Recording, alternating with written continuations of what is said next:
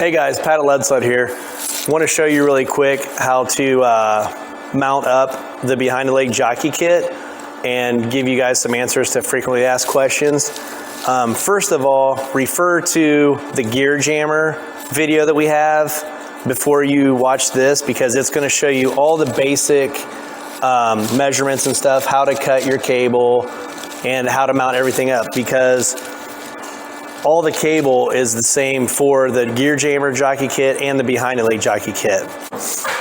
On the behind the leg kit, you're going to have this shift arm in the bracket that's going to bolt here on the old 03 and older to like 92.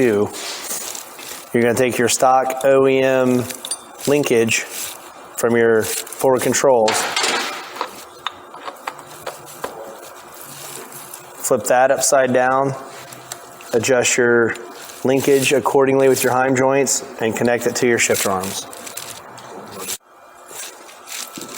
Okay guys, on the 04 and up rubber mount Sportsters, you're going to have a bracket like this for the behind the leg jockey kit. It's going to bolt right here.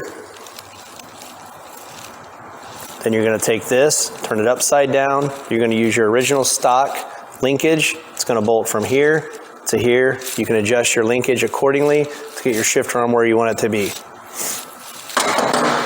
On the cable bracket right here, a lot of guys get confused on what bolt holes to bolt it to down here. So just to show you guys, this bolt, that's going to bolt right in there, and that's going to make it when your cable comes up to here, it's going to come right out and you'll drill and tap your hole right back there.